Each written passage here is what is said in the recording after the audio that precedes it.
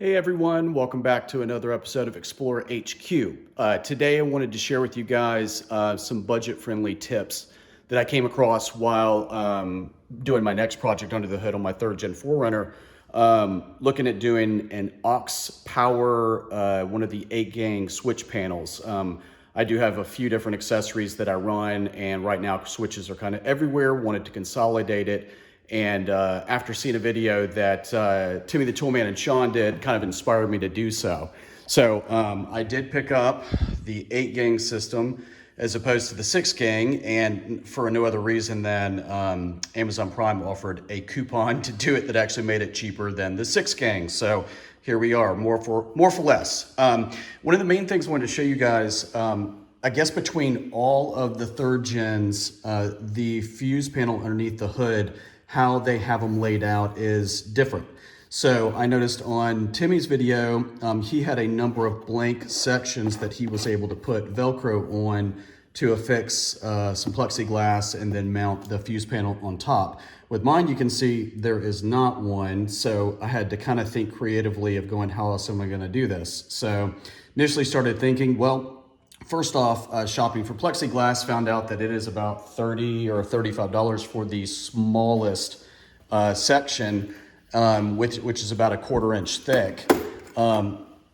That's honestly what's going to blow the budget for me. So I started looking for some other options, knowing that I just needed a piece big enough to fit the fuse panel and the inline fuse for the power.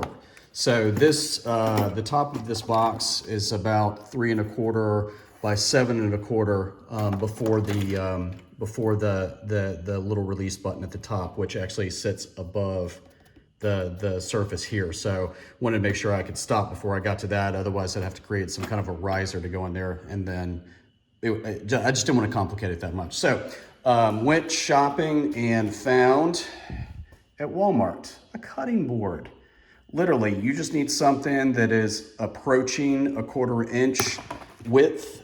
If you were planning on using any type of a screw to mount the fuse system on top of there. So all I'm gonna do, I'm gonna measure this, cut it to size, clean it, and then I'm going to affix the little Velcro patches on there. This was the largest as far as the strength goes I could find. I know Scotch doesn't make a 15-pound tube, but I think that was probably gonna be overkill.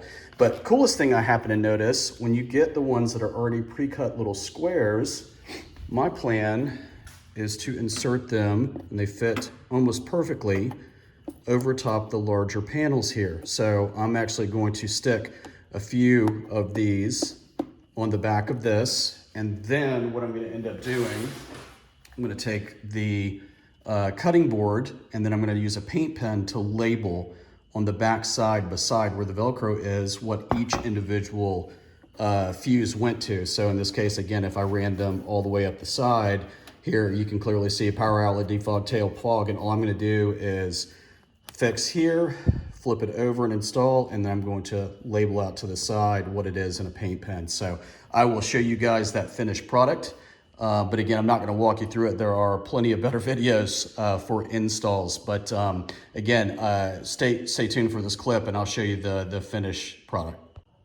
All right, something really cool that I figured out: when you get the clear Velcro instead of the black, you don't have to worry about labeling if you covered things up. So if you check out where I put them over top, you can actually read what's behind it. So you don't have to worry about trying to label the plexiglass, or in my case, the cutting board on top, to make sure it works. A little added benefit.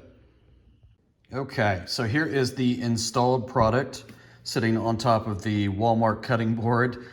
Screw on either side to the main switchboard, and then 2 more screws to hold in the individual fuse. I do like it in this orientation, so if you do have to unscrew the end to slide it out to get it to another fuse, really there's nothing in the way to do that. So I've only got one accessory installed right now. I went with the number 2 side, and it's mainly just because of the draw that I needed for the Thunder Gun 400. So I got those mounted in the front of my bumper. Love them. I'm gonna aim them just a little bit differently. Right now they're too low. But again, I installed them during the day and put them back up without testing them. So did that, and then I wanted to show you the inside where I have the switch. So lots of people will go to the center to put it over in this area where the cigarette plugs are. Also, I've seen a couple of people pull the ashtray out and mount the mount up in there. I kind of wanted that a little bit clear, mainly because the distance between here and the shifter is so close. That, and if I ever change the radio out, I've got to go with a bigger face, and I knew that would interfere. So there were a couple of accessories above this one. They look about the same, but some 3M tape. I took one of the accessory inserts out, ran the wire back between there, but it's got 3M 20-pound tape on there. And as you can see, it is solid and not going anywhere. Plenty of room.